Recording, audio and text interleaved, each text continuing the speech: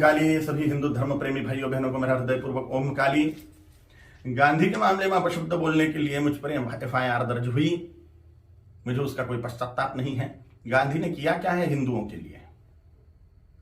विश्वासघात किया है देश का।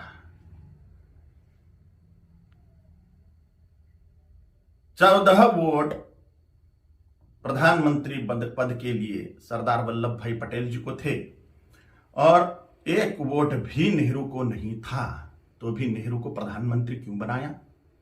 और ये वंशवाद की जड़ फैलाने वाले ये गांधी ने पूरे के पूरे कांग्रेस के अन्य प्रतिभाओं का खच्चीकरण कर दिया, अन्य प्रतिभाओं को कुंठित कर दिया। एक वंश गांधी नेहरू वंश का ही बोलबाला करने लग गए।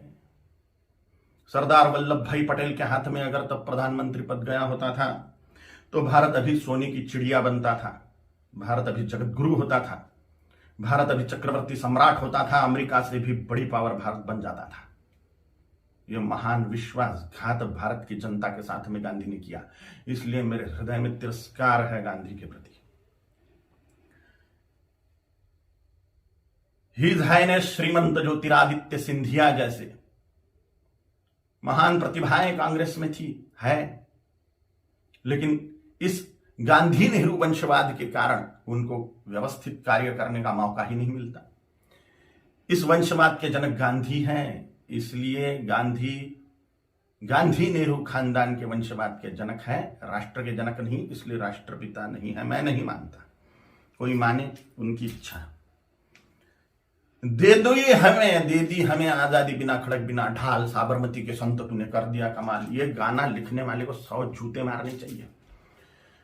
भगत सिंह, सुखदेव, राजगुरु, चंद्रशेखर आजाद, सुभाष चंद्र बोस, इन लोगों ने जो त्याग बलिदान किए, फांसी पर लटक गए ये लोग,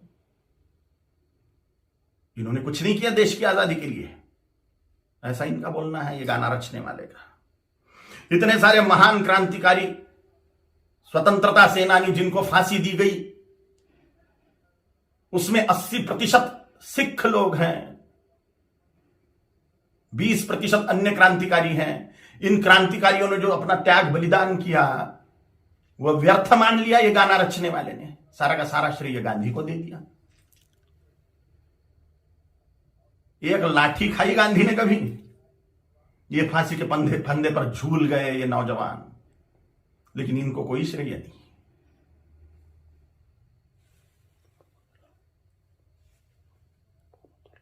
सुखदेव, राजगुरु, भगत सिंह जी की फांसी गांधी रुकवा सकते थे, लेकिन नहीं रुकवाई जानबूझ के, इसलिए तिरस्कार करता हूं मैं गांधी का। इनका एक बहुत बड़ा हथियार था अनशन करना, और गांधी ने उसका उपयोग भारतीय जनता के खिलाफ ही किया, हिंदुओं के खिलाफ ही किया। बोला था कि बंटवारा मेरी लाश पे होगा, मजहब के नाम पर जो बंटवारा हुआ पाकिस्तान बांग्लादेश का, वो मेरी लाश पे होगा, ऐसा गांधी बोलते थे।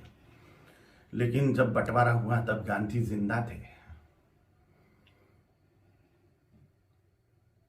और बंटवारे के समय जो दंगे हुए, लाखों करोड़ों हिंदुओं को, सिखों को काट डाला गया उसमें,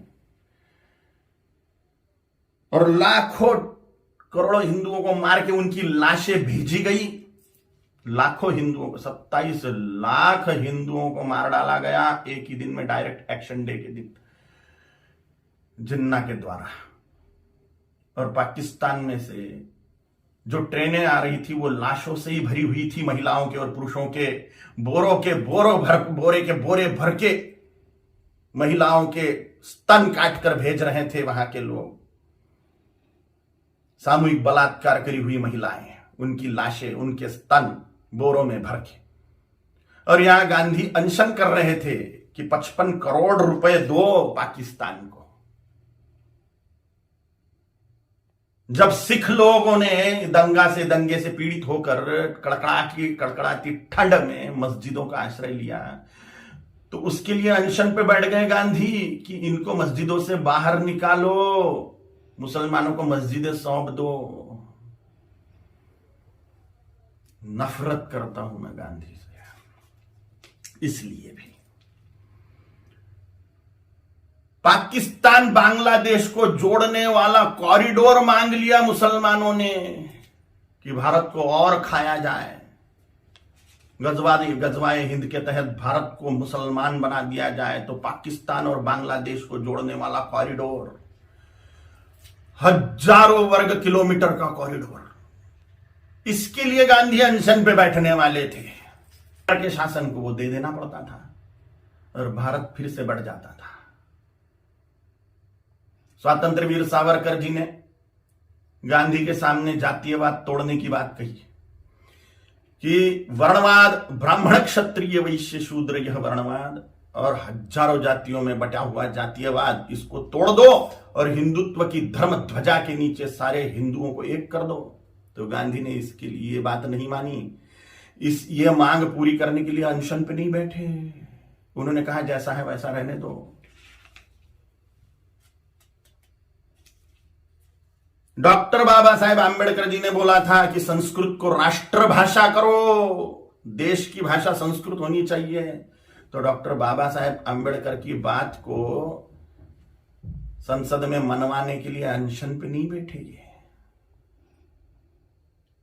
स्वतंत्र वीर सावरकर जी का अवमान मानता हूं मैं, ये डॉक्टर बाबा साहेब आंबेडकर जी का अवमान मानता हूं मैं। ऐसी ढेर बातें हैं, ढेर बातें। कोई राष्ट्रपिता नहीं हो सकता। करोड़ों सालों से राष्ट्र है, उसका काय का पिता 200 साल पहले आया हुआ व्यक्ति कैसे पिता बनेगा?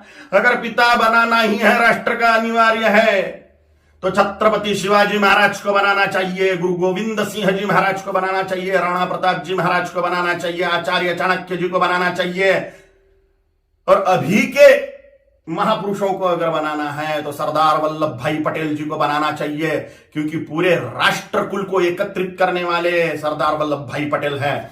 छोटी छोटी रियासतों के टुकड़ों को एकत्रित करते हुए पूरे राष्ट्र को एक सूत्र में बांधने वाले सरदार वल्लभ भाई पटेल हैं, जिन्होंने राष्ट्र में जो टुकड़े टुकड़े थे उनको एकत्रित किया। राष्ट्र कुल को एकत्रित जिस व्यक्ति ने किया उसको ही राष्ट्रपिता का सम्मान मिलना चाहिए, ना कि हिंदुओं से पार्शियलिटी करने वाले गांधी को।